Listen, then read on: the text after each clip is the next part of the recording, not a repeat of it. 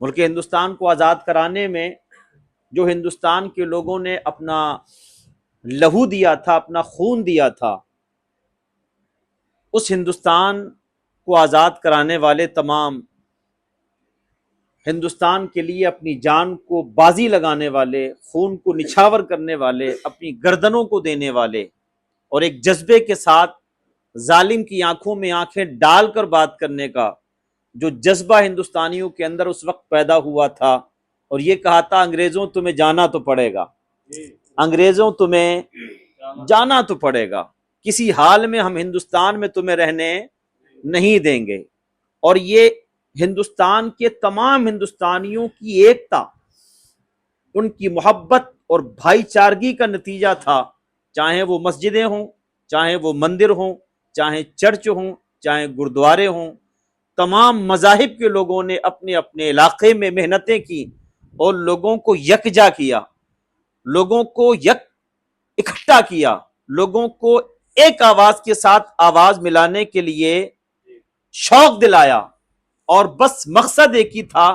کہ جان چلی جائے لیکن ہم نے اپنے ہندوستان کو آزاد کرانا ہے۔ تو آنے والے کل کے دن کی بہت بہت آپ سبوں کو یوم آزادی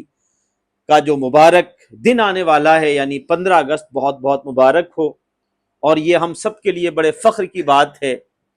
ہندوستان کا وہ آن بان شان والا وہ ترنگا، وہ مبارک جھنڈا، جس کو دیکھنے کے بعد ہر ہندوستانی کی دل میں بڑی محبت پیدا ہوتی ہے۔ جب کوئی دوسرے ملک میں جاتا ہے نا، دوسرے ملک میں، عرب کنٹری میں کہیں چلا جائے یا یورپ میں کہیں چلا جائے، وہاں اگر اس کو کوئی یہ بتا دے نا کہ جی میں تو ایشیا سے ہوں، تو اسے خوشی ہوتی ہے، لیکن اگر وہ کہے میں انڈیا سے ہوں تو اور زیادہ خوشی ہوتی ہے، اس کو یہ لگتا ہے، ایسا لگتا ہے یار میرے گھر کا ہی مل گیا۔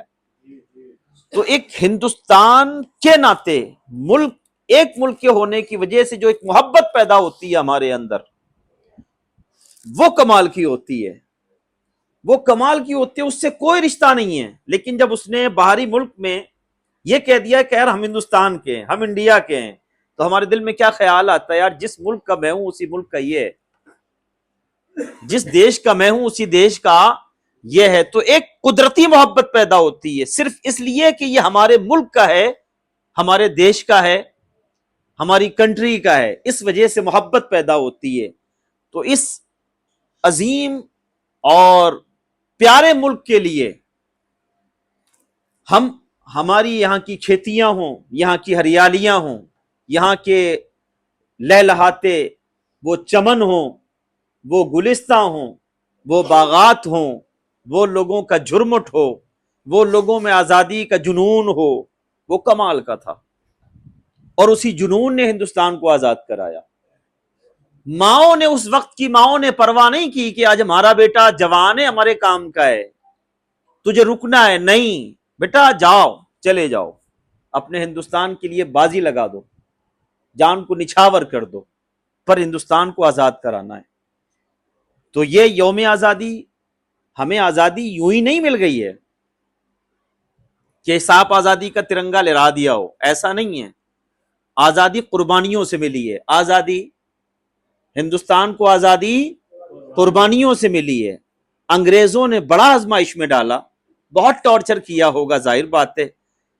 کتنے علماء کے جنازوں کو، کتنے علماء کے لاشوں کو ان کو شہید کر کے پیڑوں پہ ٹانگا گیا، جہاں دہلی سے پشاور تک پیڑ جتنے راستے میں تھے، ہر پیڑ پر اگر کوئی لاش ٹنگی تھی وہ ہندوستان کے علماء کی لاشیں تھیں،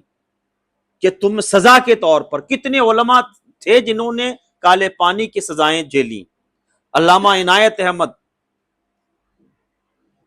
علامہ عنایت احمد جیسی ذات جنہوں نے کالے پانی کی سزا کو اپنایا، پر انگریزوں کے آگے اپنے سر کو جھکایا نہیں۔ علامہ فضل حق خیر آبادی ہوں یا علامہ عنایت احمد ہوں، اور مراد آباد کی سرزمین ہو یا میرٹھ کی سرزمین ہو یا دہلی کی سرزمین ہو، سب یکجا ہو گئے، سب نے یہی فکر کی کہ ہم نے اپنے ہندوستان کو آزاد کرانا ہے۔ اسی لیے اس دن کو نیشنل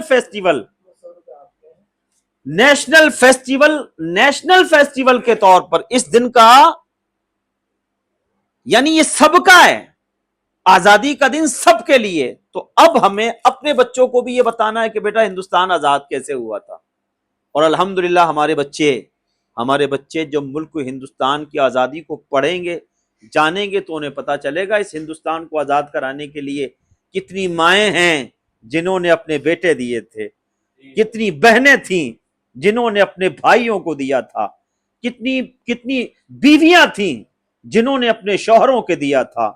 کتنی ایسی قوم تھی جنہوں نے اپنے اماموں کو دیا تھا، کتنے ایسے لوگ تھے جنہوں نے اپنے علماء کو دیا تھا۔ تو یہ ہمارے لیے فخر کی بات ہے کہ ہم ہندوستان سے صرف پیار ہی نہیں، محبت کرتے ہیں۔ ہم اپنے ہندوستان سے صرف پیار ہی نہیں بلکہ محبت کرتے ہیں۔ اور میرے آقا نے فرمایا ملک کی محبت آدھا ایمان ہے، ملک کی محبت آدھا ایمان ہے۔ تو اگر ہم آج اپنی گاڑی پر ترنگا لگائیں نا، تو کسی کو شک نہ ہو کہ یار میاں تم بھی ترنگا لگا رہے ہو، یار اس ترنگے کی شان میں نا ہماری محبت بستی ہے، اس ترنگے کی شان میں نا ہمارے بزرگوں کے لہو بستے ہیں، اس ترنگے کے رنگ میں نا ہمارے بزرگوں کی قربانی جھلکتی ہیں، اس ترنگے کے رنگ میں نا ہمارے علماء کی قربانیاں جھلکتی ہیں، جنہوں نے فتوی جہاد انگریزوں کے خلاف بلند کیا تھا اور کہا تھا لوگوں تمہیں انگریزوں کے خلاف لڑنا تمہارے لیے فرض ہے۔ جب علامہ فضل حق خیر آبادی جیسی ذات نے انگریزوں کے خلاف فتوی جہاد بلند کیا تھا، تو ایک آواز کے ساتھ آواز ملا کر ہندوستان کے تمام ان مسلمانوں نے جب علماء کی آوازوں کو سنا تھا تو لبیک کہا تھا۔ کسی ماں نے پرواہ نہیں کی اپنے بیٹے کو روک لے، کسی بیوی نے پرواہ نہیں کی کہ اپنے شوہر کو روک لے، کسی بہن نے پرواہ نہیں کی کہ اپنے بھائی کو روک لے، بیک وقت سب نے اپنے لہو کو دیا اور اس ہندوستان کو آزاد کرایا۔